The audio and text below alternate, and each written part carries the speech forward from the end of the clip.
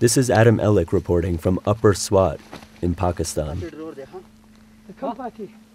Last year, Taliban militants controlled this region and blew up almost 400 girls' schools. The military fought to turn them back in a high-stakes war just 100 miles from the capital, Islamabad.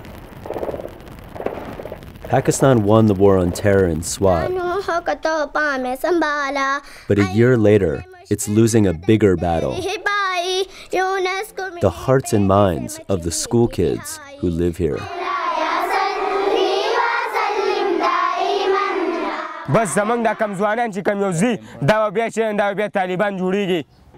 Jamaluddin is a 17-year-old student who used to fear the Taliban, but now he's furious at the government. His school and more than 150 others was entirely destroyed. The government hasn't rebuilt any of them.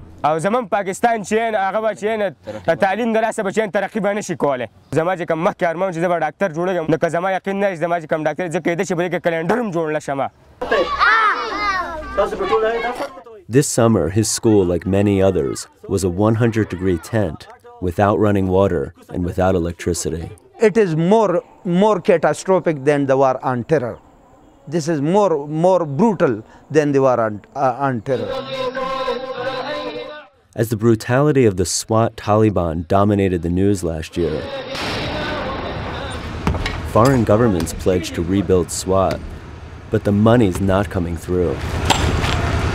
Donor countries, including the United States, are reluctant to give money in a country where it often ends up in the hands of corrupt politicians. For God's sake, to stop this corruption, for God's sake, they should think of this youth.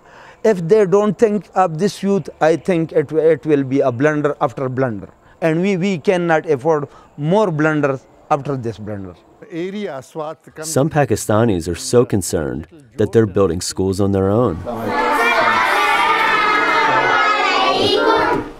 This man's helping to lead that movement. These little girls of my land, they are sitting over here on the ground. For God's sake, this is pathetic, pathetic. Ehsanullah Khan's a wealthy landlord from Upper Swat. The school crisis compelled the 62-year-old to put aside his farming business and to become an activist. I felt my age till May of last year. And now I think maybe I'm in my 30s, early 30s. He's an advocate for the children of Swat, lobbying government and army contacts to help before it's too late. My analysis of these boys are that time is very critical. Maybe I'm a pessimist, but they will go into Talibanization. When there is frustration in our heart, then there is revolution. The government says it will take 2 years to build proper schools. Meanwhile, conditions are so awful that some kids are afraid to go to school.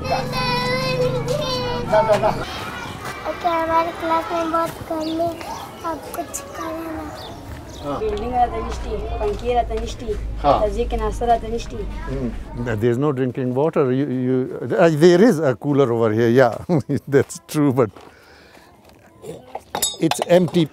The people who make the policies, they are sitting in Islamabad in their armchairs, the rest are sitting in Peshawar. So what do they think? Their children are going to the best air-conditioned schools, and here are these kids, the neglected portion of my country. Water at least. The people are now very, very happy. Fazli Ahad is the second highest education officer in Swat. He's proud that most schools are functioning, even in difficult conditions. In fact, his office is even promoting students who missed 2 years of school. Teachers say 4th graders are still at a 1st grade level.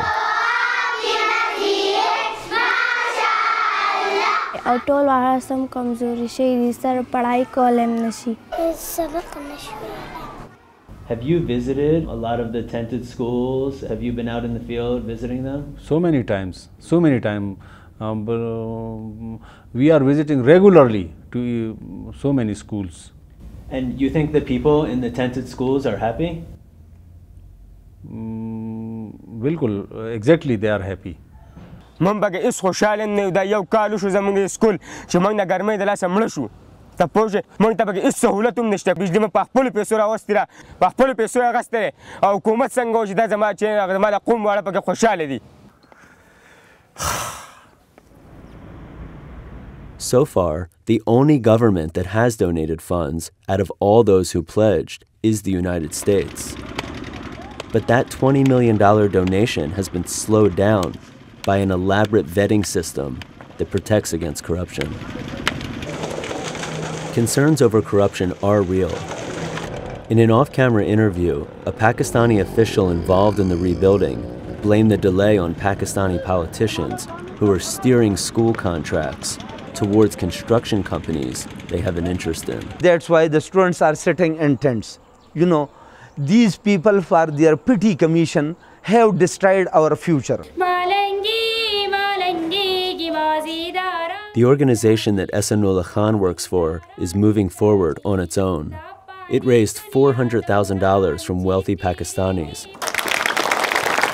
and rebuilt 7 schools like this in just 6 weeks. The effort has given a new lease on life to students like this teenager. They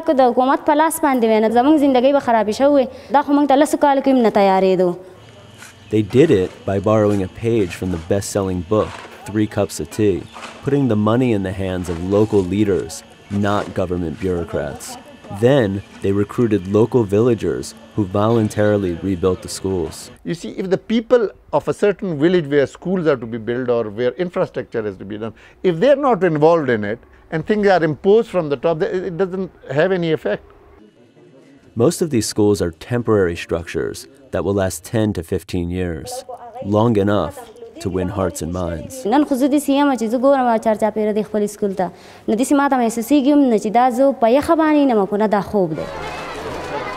While Ehsanullah Khan's project reaches some students, the broader solution still lies in the hands of the government, and that breeds more frustration. دا کوس په دې سرکاري سکول کې چې دی نه د خان زوی وی نو حکومت په چې نه مخکې به چې نه سکول جوړ کړی او زموږ د غریبانان سره چې نه بیخي فکر او غم نشته